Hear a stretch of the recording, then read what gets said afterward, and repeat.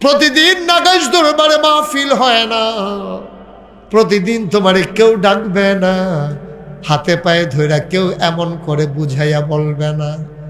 আজকে অনুরোধ করে বলে যাই, পরিচয় যেহেতু দেন, প্রাউড ফিল করেন আমি নাগাইশের মুরিদ, আমি নাগাইশের ভক্ত, আমি নাগাইশের হুজুরকে মহব্বত করি। সেই মহব্বত সার্থক হবে। দুনিয়ার ভিতরে মহব্বত করে যেহেতু ছুটে এসেছেন, মহব্বতের মানুষ সবাই মিলে যদি এক জান্নাতে থাকতে পারি, ঠিক কিনা? তোরা খাইবেন এর লাগিয়া মোমেন্ট 24 ঘন্টা প্রস্তুতি নিয়ে রাখি, যে কোনো সময় মইরা যেতে পারি, যে কোনো সময় ডাক্তার দিয়া রাখি, যে কোনো সময় তওবা কইরা রাখি, যে কোনো সময় চাইয়া রাখি, যে কোনো সময় আমল কইরা রাখি। সুবহানাল্লাহ কইতেন না? তাইলে আমরা সবার আগে অগ্রাধিকার ভিত্তিতে আমরা আজকে থেকে আমরা কি নফল আগে ধরাম না ফরজ আগে ধরাম? সবাই একেবারে বলিষ্ঠতার সাথে যারা দাঁড়াই রইছে, তো তারা অহনার বহনের দরকার নাই। আমরা কইতাম ফারাম যেই মানুষ হইছে জাগা হইছে না। কিছু লোক দাঁড়াই থাকলে এটা কন যে সকলে বইয়া লইলে ধর, এই কথা কইতাম পারতাম না। তা আপনারা বইয়েন না, আর বইয়েন না থাক। এতবার হাদার পরেও যখন আপনারা একজনের লেগে আরেকজনের দেহে না, তারপরেও খেলে রইছে। আবার অনেকে আছে জাগাতে বইয়া লাইতেছে, এটা হইল না বই না লক্ষণ। হ্যাঁ তো জাগায় নাই, আপনি হ্যাঁ বোন ঘিরতে আপনার বহনের মত হইলে দহিন দিয়ে আইয়েন, না হইলে উত্তর দিয়ে আইয়েন, আপনি হ্যাঁ বইছেন ঘিরতে। এই সবটি লোক যদি বইতো, মাঠটা যদি কানায় কানায় পূর্ণ হইতো, ওখানে সত্য আমার কাছে এত খুশি লাগতো যে মেহনত করে যে প্যান্ডেলটা করছি, কামও লাগছে। লাগলো নিও, আপনার কাছে খুশি লাগলো নিও? এই কয়টা লোকের লাগিয়া এই খুশিটা আর আমরা পাইলাম না। আর কি আমরা আর খুশিটা নিতাম পারলাম না। কইলাম যে দহিন দিয়ে উত্তর দিয়ে জায়গা আছে, একটু আইয়া বন না ভাই, একটু বন, কষ্ট করে আইসেনে যখন একটু বন। সবাই কনা আমিন, জুড়ে কনা আমিন। তাহলে এক নম্বরে কি নফল না ফরজ? আমার কথা কনা, নফল না ফরজ? আমরা এক নম্বরে ফরজ করা, এরপরে ওয়াজিব, এরপরে সুন্নত, এরপরে মুস্তাহাব, এরপরে মুস্তাহসান। এমনি একটা আমরা ছাড়তাম না। তার লাগে আল্লাহর ওলি কইছিল, গোনা যারে কয় তুমি ছাইরো না, আরে কইরো না, আর সোয়াব যারে কয় তুমি ছাইরো না। সুবহানাল্লাহ কইতেন না? এটারে সোয়াব কয়, শুধু বড় চিন্তা করার সময় আমরা নাই, এটারে কয় সোয়াব। তাহলে এটা আমি করাম। রাস্তাতে আপনি হাঁটতে আসেন, রাস্তা দিয়া একটা কাদা ডাল ফিরা রয়েছে, এটা আপনি এটা দিয়ে হালাইয়া রাস্তা পরিষ্কার করে দিলে গোনা না সোয়াব? আমি এটা কইরা দেন। এটা কি ওয়াজিব না ফরজ না সুন্নত না মুস্তাহাব, আমার বিচারণের দরকার কি? সোয়াব যখন আছে, আমি তো সোয়াব বিচারতে আছি। সুবহানাল্লাহ কইতেন না? এটারে কয় গোনা, এটারে কয় গোনা। ওকে যত শুধু গোনাও এটা আমি করতাম না, যত শুধু গোনাও আমি এটা করতাম না, আর যত শুধু সোয়াব এটা আমি ছাড়তাম না। এটা আমাদের এক নাম্বার সিদ্ধান্ত ইনশাআল্লাহ। সবাই কনা আমিন। তো আমি এহেন এই কথাটি কইতাম পারছি। আমাদের যারা পরিবার পরিজন আছে, আমাদের যারা সন্তান সন্ততি আছে, তারা তো আমার কথাটি শুনতেছে না। আপনাদের দায়িত্ব হলো এই কথাগুলা বাড়ি থেকে আপনার স্ত্রীকে বলবেন, আপনার মেয়েদের পারিবারিক একটা বৈঠক করবেন। বৈঠক করে কইবেন 5 ওয়াক্ত নামাজ ফরজ, 1 মাস রোজা ফরজ। এই দুইটা আমল হইল মৌলিকভাবে ওভারঅল সবার জন্য ফরজ। নামাজ আর রোজা, নামাজ আর রোজা। নামাজ কোনোভাবে ছাড়ার সুযোগ নাই, আর রোজা কোনোভাবেই ভাঙ্গার দরকার নাই। তাহলে দুইটা গেল। হজ ফরজ হইলে করবেন, না হইলে নাই। জাকাত ফরজ হইলে দিবেন, না হইলে নাই। আপনি বাচ্চা গেছেন, এটা নিয়ে আপনার টেনশনের দরকার নাই। তাইলে এখন আমরা যে এত নফল আবাদত বন্দিগি করতে আসি, এই যে জিকির আজকার করলাম, তাসবিহ তাহলিল পড়লাম, হুজুর এটি কি ফাও গেল, এটি কি কোনো কামও লাগলো না? তো এইটা এটা কি, এটা তো ফাও যায় নাই, এটাও কামও লাগছে। কিন্তু আমরা ওই যে ফরজের জায়গায় ফরজ, মুস্তাহাবের জায়গায় মুস্তাহাব, ওইভাবেই থাকবে। এটার কোনো পার্থক্য করার কোনো সুযোগ নাই। আল্লাহ যেন হেফাজত করে। সবাই কনা আমিন। আমার এক পরিচিত মানুষ ছিল, উনি এখন বিদেশ থাকে। বাংলাদেশে থাকা অবস্থায় আমি উনারে কইতাম, অনেকবার কইছি, আতদৈন্য সহ কইছি, ভাই নামাজটা সাইডেন না, অন্তত অনেক কিছুই তো করেন, অন্তত নামাজটা ধরেন। কারণ কোরআন শরীফ আল্লাহ বলছে, ইন্নাস সালাতা তানহা আনিল ফাহশাই ওয়াল মুনকার। নামাজ মানুষকে মন্দ কাজ, খারাপ কাজ থেকে ফিরাই রাখে। এটা কোরআন শরীফের আয়াত।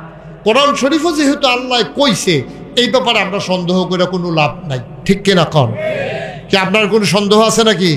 তো আমি তো মন্দ কাজটা ফিরতাম পারি না, কারণ আমার শয়তান আইসা কুমন্ত্রণা দেয়, মানুষ শয়তান কুমন্ত্রণা দেয়, আমার বন্ধু বান্ধব আইসা শয়তানের রূপ ধরে কুমন্ত্রণা দেয়, আমি তো আর ফিরতে পারি না। কিন্তু ইন্নাস সালাতা তানহা আনিল ফাহশাই ওয়াল মুনকার, যেহেতু নামাজ মন্দ কাজ খারাপ কাজ থেকে বান্দাকে ফিরাই রাখবে, সুতরাং আমরা সবাই মিলে 5 ওয়াক্ত নামাজ জামাতের সাথে আদায় করব। এবং ওই লোকটাকে যখন আমি বারবার বলতেছিলাম, ভাই অন্তত নামাজটা ধরেন, উনি বিদেশ গেছে, গিয়া সেটা হয়তো মনের ভিতরে লাড়া পড়ছে, আরে এর ভিতরে বিদেশ গেছে, ওনার আব্বাও মারা গেছে, ওনার আম্মাও মারা গেছে। উনি আমার একদিন ফোন দিছে, দিয়াকে হুজুর আব্বাও নাই আম্মাও নাই, আপনি শুই না খুশি হবেন, আপনি তো আমার কত কইতেন যে নামাজটা পড়েন। আল্লাহ সাহেতু 5 ওয়াক্ত নামাজ পড়ি, তারপরে তাহাজ্জুদ পড়ি, ইশরাক পড়ি, চাশত পড়ি, দোহা পড়ি, তারপরে আপনার আওয়াবিন পড়ি, হুজুর আর নামাজ নাই। সুবহানাল্লাহ কইতেন না? আমারই জিজ্ঞেস করতেছে, আমার চোখে পানি চলে আসছে। আমারই জিজ্ঞাসা করে, হুজুর আর নামাজ নাই? আমি তো সব পড়ি, এখন আর নামাজ নাই? মানুষটা কান্দে, আমাকে ডাইকা বলে, ফোনের ভিতরে বলে, আব্বাও নামাজের কথা বলতেন, আম্মাও নামাজের কথা বলতেন, আমি তো হুজুর পড়ি নাই, আপনিও আমারে কতবার বলছেন, এখন নামাজ পড়ে তৃপ্তি হয় না, মনে হয় যেন আরো পড়ি। হুজুর আমি এই নামাজগুলা পড়ি, আপনি একটু বলে দেন আর নামাজ আছে কিনা? আর নামাজ নাই ভাই। আপনি যখন মজা পেয়ে যাবে, আপনার পিটাইও নামাজ ছাড়াইতে পারবেন। আপনি যখন মজা পেয়ে যাবেন, আপনার পিটাইও নামাজ পড়ে ছাড়াইতে পারবি। কত কিছুদিন আগে আমার মাহফিল ছিল বরুর এই কি বলে সদর দক্ষিণ উপজেলা, এই 2-3 দিন আগে সদর দক্ষিণ উপজেলা 6টা ছেলে ওরা স্টেজে নিয়ে আসছে, 6টা এই ছোটো ছোটো বাচ্চা 6টা নিয়ে আসছে। আমি বললাম কি এটা ওদেরকে আনছেন কেন? হুজুর ওদেরকে সবাইকে একটা করে সাইকেল দেব। কেন এই 6টা ছেলেকে সাইকেল দেবেন কেন?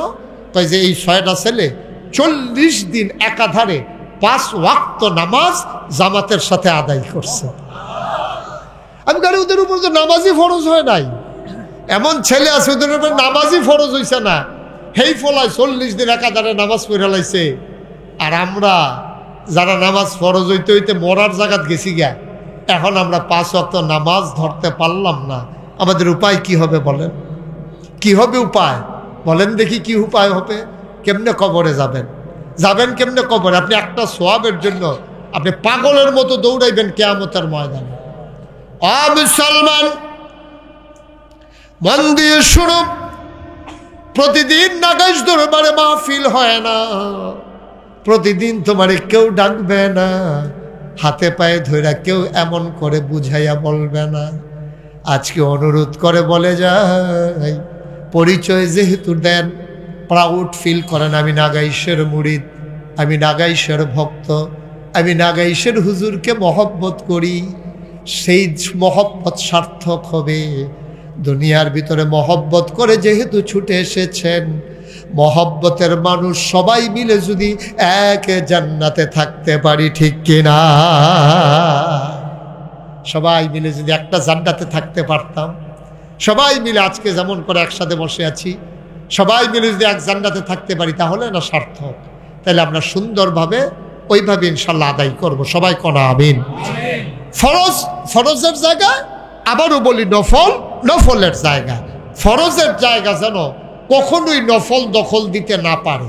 আপনি বেয়ার বেদ বেড়াইতেন গেছেন, বেয়াই হলো দুনিয়ার সালাক, বেয়াই বেদ বেড়াইতেন গেছেন, পরে বেয়াই আপনারা করছি সালাক তো বেয়াই মুখটা হুকনা দেখা যায়, আরে সারা অনেকক্ষণ বোধহয় কিছু খান না, আরে রেডিমেড যা আছে খাইয়ালো।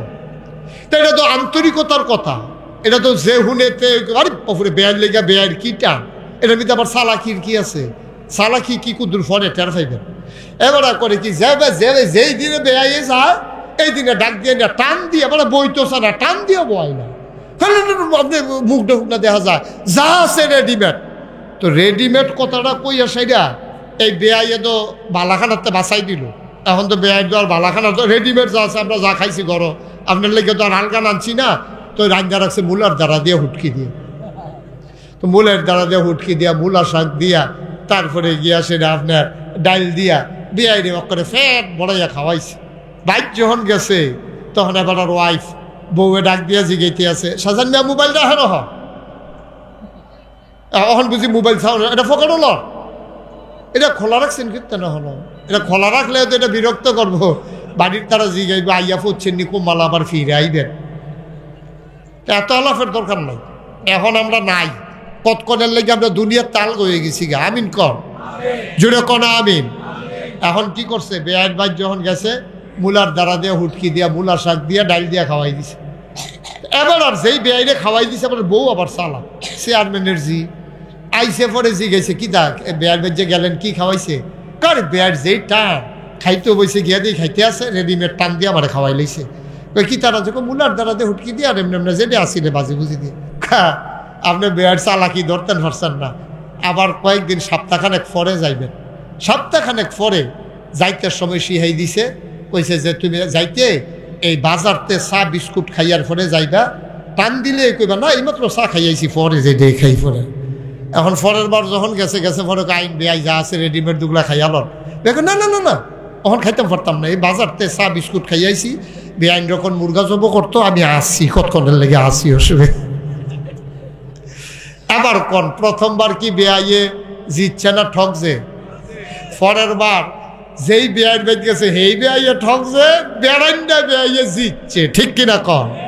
মুরগা দিয়ে সারা তো আর খাওয়ান না, বেআই দেবে চা বিস্কুট খাইয়া গেছে। তা আমরা যদি ফরজেরতে সুইটটা নফল আইয়া পড়তাম পারি, মুরগাতে যদি শয়তানে বুদ্ধি দিয়ে আমরা মূলার দ্বারা লই আইতে পারে, তো মুরগার জায়গাত মূলার দ্বারা শয়তানে জিতছে, আমরা ঠকছি, ঠিক কিনা কম? আর আমরা যদি কই যে না যত কায়দায় করো শীত বারোক আর কমুক, ঠান্ডা পানি হোক আর গরম পানি হোক, 5 ওয়াক্ত নামাজ মসজিদ নিয়ত করছি তুমি শয়তান বুদ্ধি দিতে পারবা। জামাতের সময় হয়েছে এমন সময় নাতিয়ে চিল্লান দিয়া আপনার কুলেরতে নামে না, আপনি এই নাতিরে দাদিরা তো দিয়া আপনি যেমনোক মায়াটা ত্যাগ করে যাওয়ান লাগবো। আর যে ঠান্ডা বেশি অজু কইরা যেমনোক ঠান্ডা পানি দিয়া না হইলে গরম পানি দিয়া যাওয়ান লাগবো। এইরকম কইরা যখন শয়তান রে ডিঙ্গাইয়া আপনি যখন 5 ওয়াক্ত নামাজ ফরজগুলা ঠিকভাবে করতে পারবেন, তখন হইলেন আপনি প্রকৃত আল্লাহর অলি, ঠিক কিনা কম? আমরা তো যে অলি কয় এটা আসলে অলি না, এটা আসলে অলি না। আমরা তো অলি কয় কেন মনে করে যে ফিরসাব হইলে অলি, ফিরসাব হুজুর আসবে, ফিরসাব কি ফিরসাব এটা চায় না। আগের বক্তায় স্লোগান দিতেছে ফিরসাব হুজুরের আগমন শুভেচ্ছা স্বাগতম, এরপরে স্লোগান আল্লাহর অলির আগমন শুভেচ্ছা স্বাগতম। এবার মাগরিব পড়ছে না, সফরণের নিয়ত নাই, ফজরের টাইমে তো ঘুমাইবে। হেবারার নামে কইয়া বইছে যেহেতু ফিরসাব আল্লাহর অলি হইব, বাংলাদেশও ফিরসাব হইলে অলি না। কারণ সব জায়গায় পরীক্ষা লাগে, আপনার 5-এর সার্টিফিকেটটা পাইতেও পরীক্ষা লাগে, মেট্রিকের সার্টিফিকেটটা পাইতে পরীক্ষা লাগে, আপনি ইন্টারমিডিয়েট পাস করবেন একটা পরীক্ষা লাগে। বাংলাদেশও পরীক্ষা ছাড়া একটা পদ অর্জন করা যায়, এটার নাম হলো ফিরসাব, ঠিক কিনা কর? বাপ ফিরসাব বুড়ি ফুতো ফিরসাব, এই বাপ ফিরসাব এই ফুতো ফিরসাব দেখেন নাগাইশ দরবার আমার 2 পাশে আমার 2 চাচা আছে, আমার বড় ভাই আছে, আমার দাদা আমার আব্বারে আলেম বানাইছে। অন্য চাচারা জেনারেল শিক্ষায় শিক্ষিত, তারা আলেম না হওয়ার কারণে আমার দাদাই কইছে না নাগাইশ দরবারে আমার ফুট দেখে কি হয়েছে, যেই ফুতের চিন্তা করছিলাম এই ফুট যখন নাই, আলেম না যেহেতু আমি ফিরসাব দেখা আমার ফুতে ফিরসাব হবে না। সুবহানাল্লাহ কইতেন না? আলেম দেখতা আলেম বিচার তো গিয়া নাতির উপরে আউন লাগছে, নাতির কাছ পর্যন্ত আউন লাগছে ফুতায় জীবিত থাকতে। অহরদ আমার 3 চাচা আছে ইনশাআল্লাহ, এটা কোনো অহংকার না গর্ব না, আমি কোনো হেই যোগ্য না, কিন্তু দাদাই চিন্তা করছে অন্তত আলেম। কিন্তু বাংলাদেশে অধিকাংশ দরবারও দেখবেন ফিরালি লইয়া কি ফিটাফিটিটা যায়। অনেক দরবারও এইরকম আছে 6 ভাই, বাপ মরছে পরে 6 জনে এই বিষয়, কেটে কি বানান না কথা বানান না কথা। 6 ভাইয়ের উঠানো 6 মাহফিল হইতে আছে। হেবারার মুড়ি ভাই আমার মুরিদ করলাম হেই ফাড়া দিয়া, কয় আচ্ছা তো তুই তো আমি মাইক ফাড়া দিয়া, তুই উত্তরা যার যার মুরিদ বাঘ আছে। নাউজুবিল্লাহ বলবেন না? আজকে মুসলমানদের যেমন এক দরবারের ফিরসাব আরেক দরবারও কম যায়। কারণ কি কর এটা কারণ হলো তারা ফিরালিডারে মূল পুঁজি বানাই লেছে, ইসলামডারে মূল পুঁজি বানায় নাই। আল্লাহর হস্তে মাফ করবেন। এই যে আপনারা আসেন, দেখেন আপনারা শুরু থেকে সেই 98 সালে 18 এপ্রিল আমার দাদা নাগেশের মরহুম পীর সাহেব কেবলা ইন্তেকাল করেছেন। সেই সময় থেকে 98 না, আমি 96 থেকে আমি টুকটাক কামাই করা শুরু করছি। আমি ছাত্র বয়সে মাহফিল করি। এরপরে 98 2001 থেকে আমার চাকরি বেতন পাওয়া শুরু হয়েছে। 2002 সালে আমি বেতন পাওয়া শুরু করছি। এর আগে আমি ওয়াজ করছি। ওয়াজ করে আমি যখন থেকে ওয়াজ শুরু করছি, যতদিন ওয়াজের সিজন থাকে আমার কোনো বন্ধ থাকে না। কিন্তু আল্লাহর খাস মেহরবানি, আমি এই জীবনে যদি চিন্তা করতাম যে এই দুনিয়াত ওরা আরও কিছু করাম, আল্লাহ তো অনেক দিছে আলহামদুলিল্লাহ। আমার আব্বা যখন ইন্তেকাল করে, আমার ভাইয়া প্রায় কয়, আব্বার ইন্তেকালের কয়েকদিন আগে আমার মনে আছে আব্বা আমারে নিয়ে গেছিল শাসনগাছা, একটা আবিদিন হোটেল ছিল, ওইখানে হাই সাহ আমাদের আবিদপুরের হাই কাকা ডাকতাম আমরা, হ্যানের ম্যানেজার ছিল। আব্বাই আমরা লয়ে গেছে, কয় আয় যাই গিয়া সেটা আব্বারে জিগাইছে। ওই তারাও আব্বার লোকে মজা করতো, কয় ভাই সাহ ইয়া নরম না গরম? কয় আজ যে ফুট লই আইছি, নরমও গরমও। তখন ওই তারা দই আন্না দিছে, মিষ্টি আন্না দিছে, আরও কি আন্না দিছে খাইয়া। আব্বা বাড়ি সেটা আমারে কয়, আমি তোরা হয়তো টাকা পয়সা দিয়ে যেতে পারবো না, কিছু কিছু লোক দিয়ে গেছি, তোরা সোলা আটকাইতো না। সুবহানাল্লাহ কইতেন না? দাদাও দেখেন, দাদায় নিজের জীবনে 1 শতক জায়গাও কিনে নেয়, 1 শতক জায়গা কিনে নেয়, মানে কিনার চিন্তাও ছিল না, ওই রকম কামাইও ছিল না। দাদা আল্লাহর খাস মেহরবানি আমাদের জন্য দোয়া করে দিয়ে গেছে। আজকে আমরা সবাই ভালো আছি। আমরা অন্তত হাত পাইতা কারো কাছে খাওয়া লাগে না। একেবারে আল্লাহ সাক্ষী, আপনাদেরকে সাক্ষী রেখে বলতেছি, আপনারা যারা এখানে আমার মুরিদ আছেন, বলেন যে ইশারা ইঙ্গিতে কায়দা কৌশল কইরা যে আমারে কয়টা টেহা দেন, আমার একটা লুঙ্গি দেন, আমার একটা গামছা দেন, আমার একটা ছাতি দেন, ইশারা ইঙ্গিতে কথা আমার থেকে বেশি অন্য ফিসাবরা পারে নাকি? আমার থেকে গুছাইয়া কথা অন্য ফিসাব কি বেশি খেলাইছে? কিন্তু আমি মনে করি যে আল্লাহ সামর্থ্য দিছে। আরে আমি গরিব মুড়িদের টেহা নিয়ে খায়াম, আমিও না গরিব মুড়িদের লেগে করাম, আল্লাহ যেহেতু আমার সামর্থ্য দিছে। ঠিক কিনা কম? নবীজি জীবনে একদিন বইয়া খাইলো না, আর আমরা বইয়া খাইতাম। বাংলাদেশে অধিকাংশ ফিসাব দেখবেন কোনো ব্যবসা নাই, কোনো চাকরি নাই, কোনো কামাই রোজগার নাই, এই বইয়া খাইতে আছে। হগিন নেবেডি টেহা দেয় সেইটাও খায়, রিক্সাওয়ালায় টেহা দেয় সেইটাও খায়। আরে আমি মুশতাক ফয়েজি, আমি তো সব মাহফিলও গিয়ে কই, আমি মাটি কাটলেও তো ডেলি 500 টাকা কামাই করতাম ফারাম, আমি অটো চালাইলেও তো ডেলি 1000 টাকা কামাই করতাম ফারাম, আমি সিএনজি চালাইলেও তো ডেলি 1500 টাকা কামাই করতাম ফারাম। আমি ডেলি 1500 টাকা কামাই করলে আমার মাসে কামাই হইব 45,000 টাকা। একজন মানুষে খাইতে কয় টাকা লাগে? ফিসাব এই বুড়িদরে দিয়া সেটা খালি বুঝাইতে আছে, বাবা দুনিয়া ছাড়ো, দুনিয়া ছাড়ো, দুনিয়া ছাড়ো। আর আফিস সাহেবে খেত কিনতে 1 গ্রাম ফারি 1 গ্রাম যাই গেতেছে, হ্যাঁ বেটার দুনিয়া ছাড়ন লাগে না। ঠিক কিনা কও? কথা কথা ঠিক কিনা? এই হইল আজব। এর লেগিয়া আমরা দেশে মুসলমানরা এক হইতে পারে না। ফিসাবরা একটা সবকে আছে, কয় এক ফিরের মুরিদ আরেক ফিরের দরবারও যাওয়ার নাই। আর আমরা উন্মুক্ত, আপনি সারা পৃথিবীতে যেখানে পারেন যান, আপনার ইসলাম দরকার, জানা দরকার। আমরা কোনোদিন কোনো মুরিদরে কইছি যে আপনি হেই ফিরে যাবেন না, গেলে যদি হেই ফিরে বড় মনে করে আবার গিয়ে মুরিদ হয়ে যায়, মাপ চাই। মুরিদ যদি আমার জান্নাতের কারণ না হয়, এই মুরিদ দিয়ে আমি কি করব? যেই মুরিদ আমার জন্য জাহান্নামের কারণ হবে, এই মুরিদ তো আমার দরকার নাই, বরঞ্চ ওই মুরিদ আমার দরকার যারা ওই জান্নাতে যাওয়ার কারণ হবে। ঠিক কিনা কম? আমার মুরিদ যদি ভালোমতো চলে, ভালোমতো আমল করে, সুন্দর করে কথা কয়, সুন্দর করে লেনদেন করে, সুন্দর করে চলাফেরা করে, 5 ওয়াক্ত নামাজ পড়ে, তারা যদি ইবাদত বন্দেগী ঠিক মতো করে, তারা পারিবারিক জীবনে যদি সুখী হয়, তারার ফলামাইয়াটি যদি মানুষ হয়, তাহলে আমারও শান্তি, তারারও শান্তি। তারা শান্তিতে থাকলে এটা আমার শান্তি। আমার মুরিদ অশান্তিতে আছে, এটাকে আমার লেগে শান্তি নেই। আমার কাছে ফোনে যদি খবর আইয়ে, হুজুর আপনার মুরিদরা অসুস্থ হইয়া ফইরা রয়েছে, তা আমার কিছু হোফানি আইয়া না? আমি কি মানুষ না?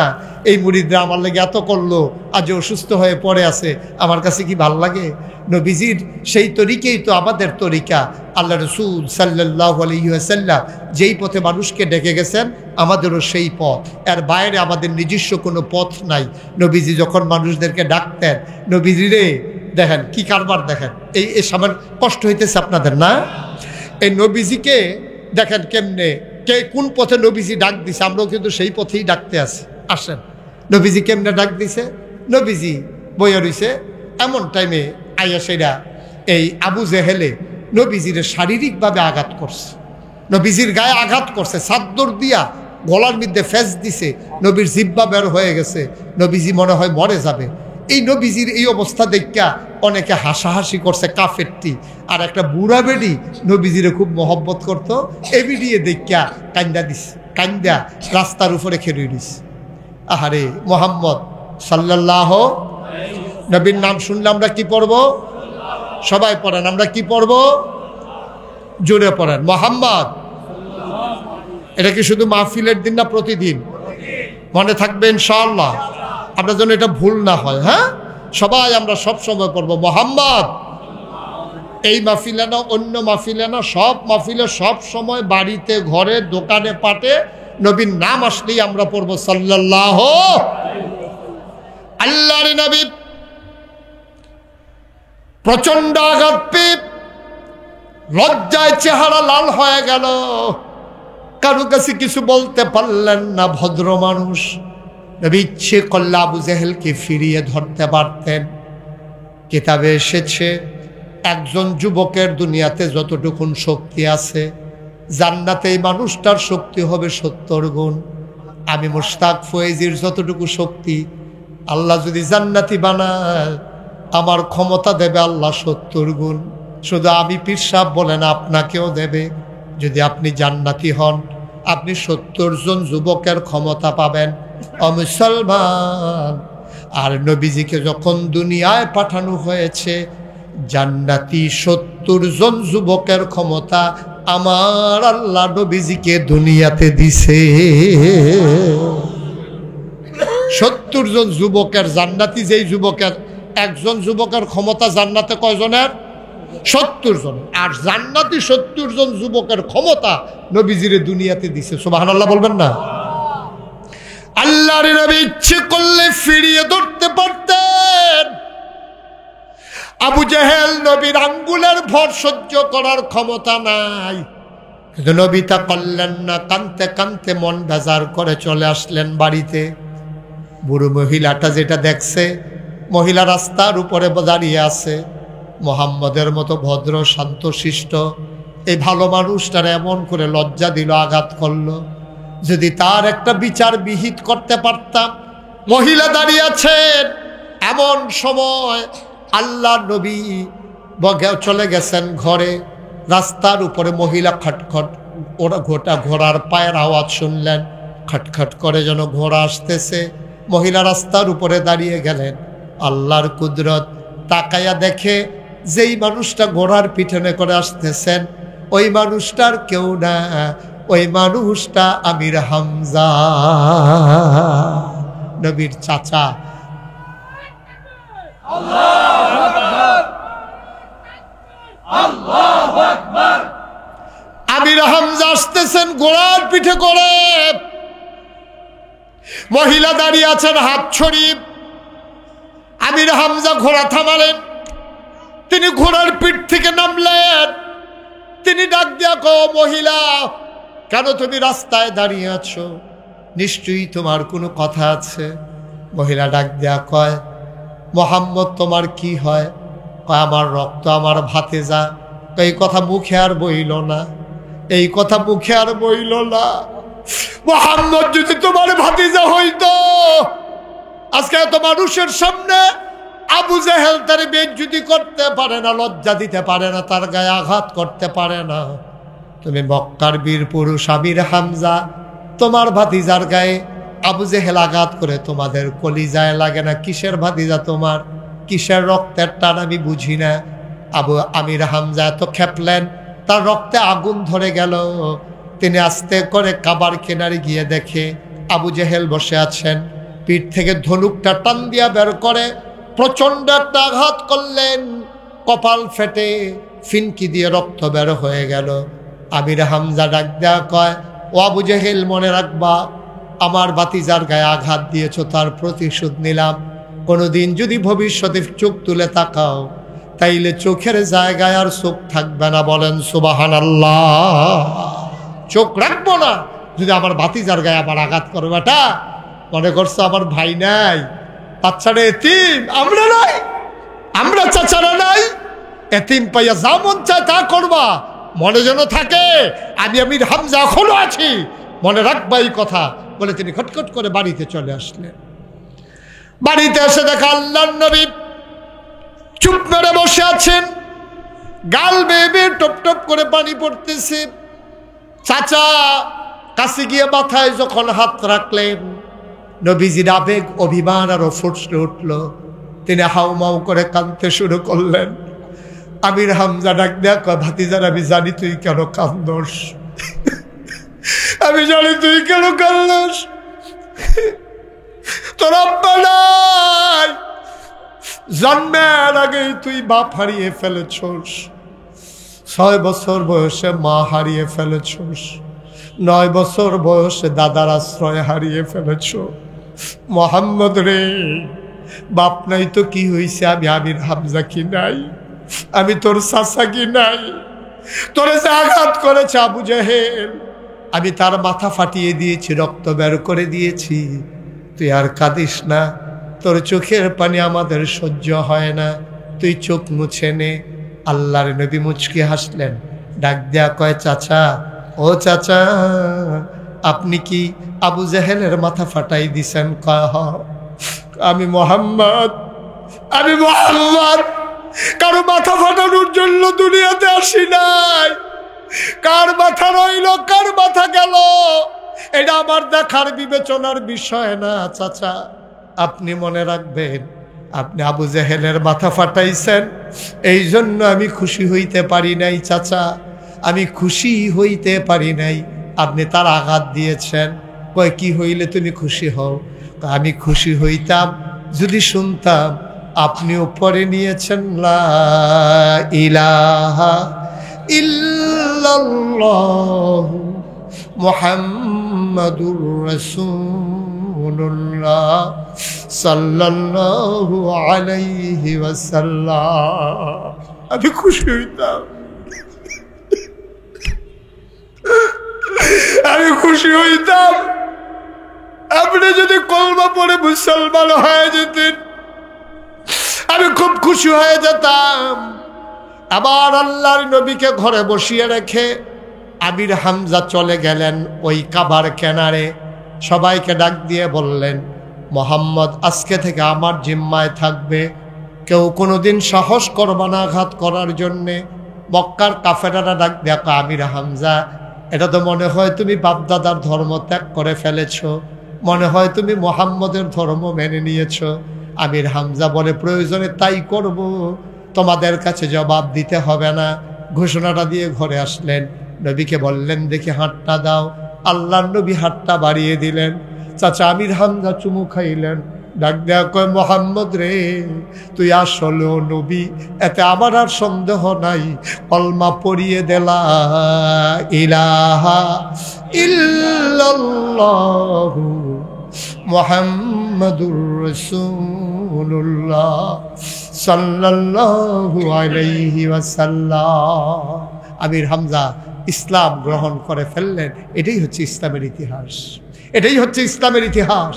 প্রতিশোধ নেওয়া সহজ, প্রতিশোধ নেওয়া, মানুষকে মেরে দেওয়া এটা সহজ, কিন্তু দ্বীনের পথে নিয়ে আসা এটা বড়ই কঠিন। এটা লেগে থাকা লাগে মানুষটার পেছনে। তার সাথে আপনি তাকে আস্তে আস্তে মেন্টালি তার চেঞ্জ করা লাগে, পরিবর্তন করা লাগে। একদিনেই আপনি তাকে নামাজি বানাই ফেলতে পারবেন না, একদিনেই তাকে আপনি জিকিরের মজলিসে বসাই দিতে পারবেন না। আপনি তার পিছনে লেগে থাকা লাগবে, লাগতে লাগতে লাগতে লাগতে এমন একটা মহব্বত পয়দা হয়ে যাবে, দেখবেন একটা সময়ে আপনি হয়ে যাবেন, আপনি এমন এক এই সুন্দর পরিবেশ তৈরি হয়ে যাবে, এই মানুষটা আপনাকে তালাশ করবে নামাজের জন্য, আপনি আর তাকে তালাশ করা লাগবে না। সুবহানাল্লাহ বলবেন না? জোরে বলেন সুবহানাল্লাহ। লম্বা সময় কথা বলবো না, ইচ্ছে ছিল না, কিন্তু দায়িত্বের কারণে কয়েকটা কথা বললাম। আপনারা জানেন যে আল্লাহর খাস মেহেরবানি, আজকে নাগাইশ দরবার শরীফ কমপ্লেক্স 18 একর জায়গার উপরে 10টা প্রতিষ্ঠানের এক কমপ্লেক্স। এটা কি করলেন আপনি? এই যে একটু বসেন, পরে যাইয়েন, উঠেন না কেউ। আমরা সবাই আশার নামাজের কিছুক্ষণের ভিতরেই আমরা বিরতি দিয়ে দেবো ইনশাআল্লাহ। আল্লাহ যেন কবুল করে, সবাই কনা আমিন। এখানে ভূমিকার দরকার নেই, কথা বলার কিছু নাই। আপনারা জানেন এখন ওই যে আজকে দুপুরেও বলছিলাম সূর্য উঠছে, আপনি যদি কই দেখি সূর্য কই, দেখাও তো আমারে। তাহলে দেখানোর কি আছে? সূর্য উঠছে তো আপনি নিজেও দেখবেন, আমিও দেখবো। ফুল ফুটছে, এটা তো দেখানোর কিছু নাই। ফুল ফুটবে, সুবাস ছড়াবে, এটা বলার কিছু নাই। আল্লাহর খাস মেহেরবানি, আমরা যে টার্গেট নিয়ে দরবারকে এগিয়ে নিয়ে যেতে চেয়েছিলাম, যে প্রতিটি ঘরে ঘরে মুসলমানরা সুন্দর করে ইসলামকে চর্চা করুক, মানুষের অভাবগুলো দূর হয়ে যাবে, মানুষ চিকিৎসা সেবা পাক, মানুষ এতিম অসহায় যারা, তারা যেন শিক্ষা বঞ্চিত না হয়, অনেকগুলো পরিকল্পনা নিয়ে এ দরবারকে সাজানো হয়েছে। প্রথমে আমরা যখন দাখিল মাদ্রাসা করলাম, আমি খুব ফিল করতেছিলাম, অভাব বোধ করতেছিলাম যে নিজেরা ছোট্ট বয়সে বাবা হারিয়েছি, এই ছোট ছোট বাচ্চাগুলো এতিমেরা যেন লেখাপড়া শিখতে পারে, এই টার্গেট নিয়ে এতিমখানা করা হয়েছে। আপনাদের সামনে প্রকাশ, 4 তলা এতিমখানা হয়ে গেছে, 5 তলার ফাউন্ডেশন দেওয়া। ইনশাআল্লাহ অতি দ্রুত আমরা চেষ্টা করতেছি এই এতিমখানার কাজটাকে সমাপ্ত করার জন্য। সবচেয়ে বড় আমাদের যে পরিকল্পনা ছিল মসজিদ, আপনারা জানেন এই মসজিদ করতে গিয়ে যখন প্রথমে প্রাক্কলিত ব্যয় দেওয়া হলো 15 কোটি টাকা, সেদিন আমি নিয়ত করেছিলাম, আমি মুশতাক ফয়েজি, আমি এত ধনী মানুষ না, গরিব মানুষ, তারপর আমি নিয়ত করেছিলাম 1 বছরে মাহফিল করে যত টাকা হাদিয়া পাই, পুরো 1 বছরের হাদিয়া আমার মসজিদ আমি দান করে দেবো ইনশাআল্লাহ। আমি টুকটাক খরচ বাদ দিয়া, ড্রাইভারের বেতন, গাড়ির খরচ, তেলের খরচ, আমার পরিবারের খরচ বাদ দিয়া যেই টাকাটা ছিল, আমি 25 লক্ষ টাকা একসাথে দিয়া আমার মসজিদের কাজ শুরু করে দিয়েছি ইনশাআল্লাহ। আপনারা দেখতেই পাচ্ছেন, এখানে গোপনীয়তার কিছু নাই, আল্লাহর খাস মেহেরবানি। এখন আমাদের মসজিদ 1 তলা হয়ে গেছে, আজকে জমা পড়েছেন অনেকে, আসর মাগরিব পড়েছেন ওখানে, আর দোতলার ছাদের কাজ প্রায় কাছাকাছি। আমরা কিছুদিনের ব্যবধানে দোতলার ছাদ করে দেবো ইনশাআল্লাহ। 35 টন রড লাগে শুধু ছাদে, 1500 বস্তা সিমেন্ট লাগে। আমরা ওইভাবে না, আপনারা সবসময় দিয়ে আসতেছেন, আপনারা আমার নিজের মানুষ। কেউ যদি মনে করেন যে হুজুর এই মাহফিলে ইনশাআল্লাহ অনেক, এই মাহফিলটাতেও এবছর আমরা অনেক টাকা খরচ করে ফেলেছি, আপনারা দেখতে পাচ্ছেন, তো সব মিলিয়ে আল্লাহ তাবারক ওয়া তাআলা আপনাদের মনের আশা যেন পূরণ করে দেয়। মসজিদের জন্য দিলে মাহফিলের টাকাগুলো আমরা অন্যভাবে ম্যানেজ করে ফেলতে পারবো ইনশাআল্লাহ। এই মসজিদের জন্য যে হুজুর ইনশাআল্লাহ এই প্যান্ডেলটার ভিতরে কেউ আছেন যে হুজুর ইনশাআল্লাহ আমি তো আসছি, আগেও দিছি, এখনও দিতেছি, আমি ইনশাআল্লাহ আগামী বছরে ইনশাআল্লাহ অথবা সামান্য কিছু দিনের ব্যবধানে ছাদ হবে ইনশাআল্লাহ, আমি হুজুর 1 লক্ষ টাকা দেব, অথবা 100 বস্তা সিমেন্ট দেব, অথবা 200 বস্তা সিমেন্ট দেব। এই লম্বা সময় না, আমরা নিয়মিত এটা চালিয়ে আসতেছি, আপনারা শরিক থাকবেন, দিচ্ছেন, দিতেছেন। আজকেও মসজিদে প্রায় 68,000 টাকা, মসজিদে আপনারা এই যে 10-20 টাকা, 1000 2000 টাকা করে দিয়েছেন, প্রায় 68,000 টাকা আজকেও আমাদের উঠে গেছে। বলেন আলহামদুলিল্লাহ। রেগুলার আসতেছে। আমি ঢাকাতে মাহফিলে গেছি, গুলশান ঝিল পাড়ে, সেখানে ওদের মাইক, ওদের পোস্টার, ওদের ব্যানার, ওদের গেট, ওদের লাইট, হুজুর ওদের হেরার দাওয়াত দিয়ে আমারই নিছে। যখন মাহফিলের কথা, মসজিদের কথা বলছি, 1,39,000 টাকা তারা 10-20 টাকা করে যে দিছে, জমা হয়ে গেছে। মারহাবা বলবেন না? এখানেও যারা আছেন, কেউ আছেন যে হুজুর এখন তো নগদ পারবো না, ইনশাআল্লাহ ছাদের আগে আমি 1 লক্ষ টাকা দিয়ে দেব, অথবা 50,000 টাকা দিয়ে দেব, অথবা 100 বস্তা সিমেন্ট দেব। আমার কলিজার টুকরা, আমার রুহানি সন্তানেরা আছেন কেউ? পারবেন একজন? যে হুজুর ইনশাআল্লাহ, হ্যাঁ, যে আমি ইনশাআল্লাহ 50 বস্তা সিমেন্ট দিয়ে দেব, 100 বস্তা সিমেন্ট দিয়ে দেব, অথবা 50,000 টাকা দিয়ে দেব। মাশাআল্লাহ। কি নাম? এদিক দিয়ে আসেন একটু, বিল্লাল ভাই একটু এদিক দিয়ে আসেন। বিল্লাল হোসেন, ওনার মোবাইল, বাড়ি কোথায়? হ্যাঁ হ্যাঁ হ্যাঁ, মাশাআল্লাহ।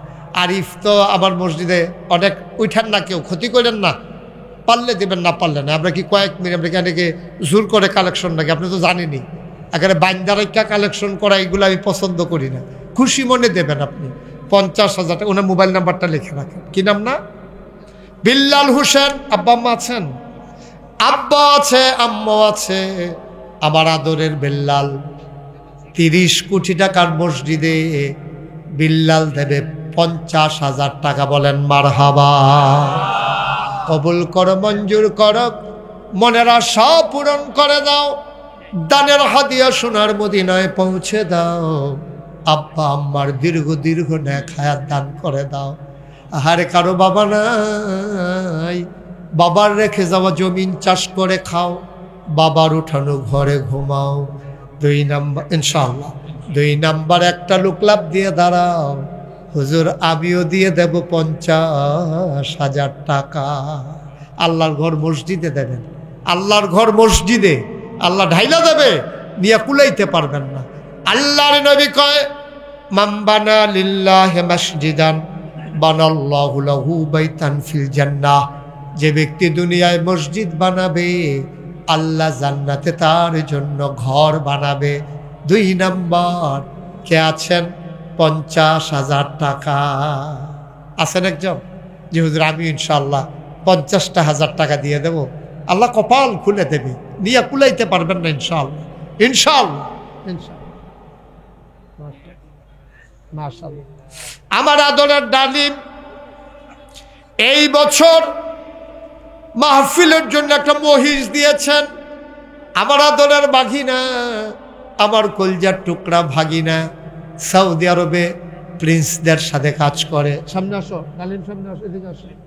আমার আদরের ডালিম এই প্রিন্সদের সাথে সৌদি আরবে কাজ করে, এই আমেরিকাতেই বেশিরভাগ সময়ে থাকে। আমার আদরের ডালিম এবছর একটা মহিষ দিয়েছেন, আবার